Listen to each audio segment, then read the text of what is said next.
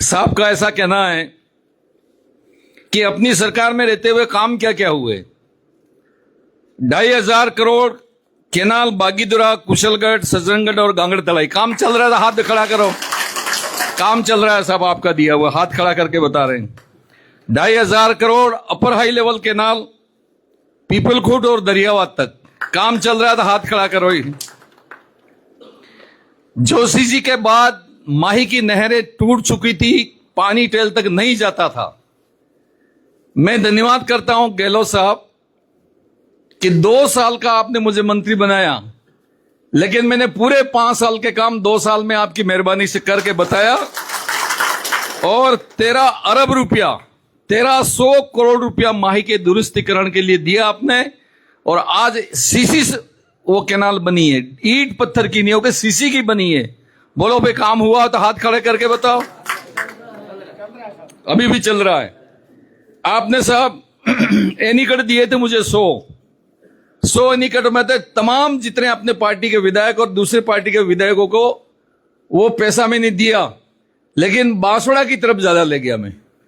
एक नदी के ऊपर 13 एनीकट बने और एक एनीकट तो गराड़िया तो 200 करोड़ का बना है सर। और माही के बाद में सेकंड पानी है वहां पर। मतलब इस दुनिया में हम तो नहीं रहेंगे, लेकिन जो गराड़िया जैसा एनीकट बनाया साहब और सीसी का बना पहली बार, उस एनीकट का कोई मुकाबला नहीं है। नरेगा के बारे में पहले ही कह चुका हूं। इसी तरह से बांसवाड़ा के अंदर कृषि महाविद्यालय आपने दिया, मैंने लिख के दिया, कहा कि महेंद्र किसी को कहना मत, ये कृषि महाविद्यालय तुम्हारे वहां खुल गया और खुल जाएगा तो खुल गया। आज गोविंद गुरु विश्वविद्यालय उदयपुर के अंदर बच्चों को इनाम बांट रहे थे और मेरे मुंह से एक शब्द निकल गया कि जनजाति क्षेत्र में अलग से विश्वविद्यालय होना चाहिए। तो मैं बोल के नीचे बैठा तो गहलोत साहब ने मेरे को कहा कि महेंद्र तू मेरी सरकार में कैबिनेट मंत्री है और जो काम बजट में होता है बजट में बात करते हो तो ना यहाँ ओपन में कह दिया।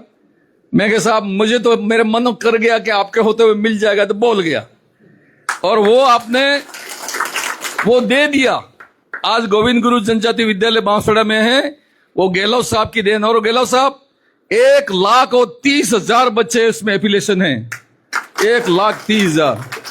उन बच्चों को मोहनलाल सुखड़िया आना पड़ता था, वो आज बांसवाड़ा के अंदर इनका इनरोलमेंट होता है और घर बैठे अपना काम कर रहे हैं।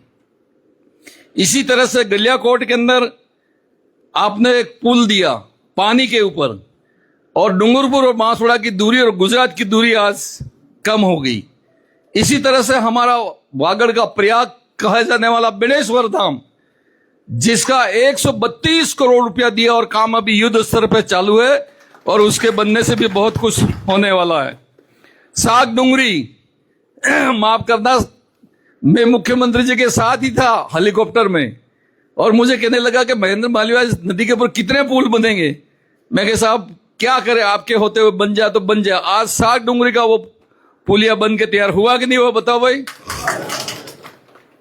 और मानगढ़ आज बाप पार्टी वाले मानगढ़ में ऊपर चढ़ रहे हैं। ये मानगढ़ बनाया किसने? पहली बार बजट के अंदर गहलोत साहब ने 3 करोड़ रुपया दिया मानगढ़ के शहीद स्मारक का और हेलीकॉप्टर से गहलोत साहब और हम सब मानगढ़ गए और वो मानगढ़ आज पूरे देश और दुनिया के अंदर नाम हुआ है। अगर इसका बड़ा श्रेय अगर जाता है तो अशोक गहलोत साहब का जाता है मानगढ़ के विकास में। इसी तरह से माननीय प्रधानमंत्री जी भी मानगढ़ आए, राष्ट्रीय स्मारक घोषित करेंगे इसके नाम के ऊपर आए, लेकिन उन्होंने राष्ट्रीय स्मारक नहीं घोषित किया। मैं उम्मीद करता हूं कि गहलोत साहब आपके नेतृत्व में और कांग्रेस पार्टी राजस्थान में तो राज आने ही वाला, लेकिन दिल्ली के अंदर हमारा राज आएगा तो आपके हाथों से ही मानगढ़ को हम राष्ट्रीय स्मारक घोषित कराएंगे। इस प्रकार की एक बातें नहीं, बहुत बातें हैं। दवाइयां, आज दवाइयां कहां हैं बताइए आप, बंद होगी। पेंशन है आज की बंद हो गई।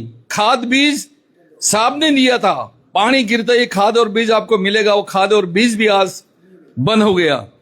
और 3 लाख जनता बांसवाड़ा डूंगरपुर में काम करती थी।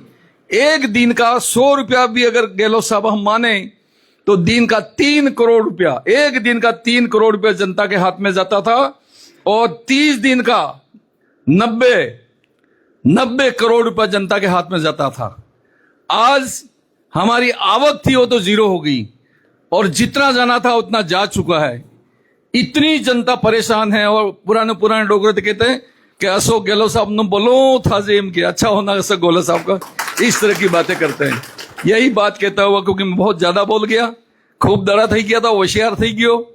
बहुत बहुत धन्यवाद।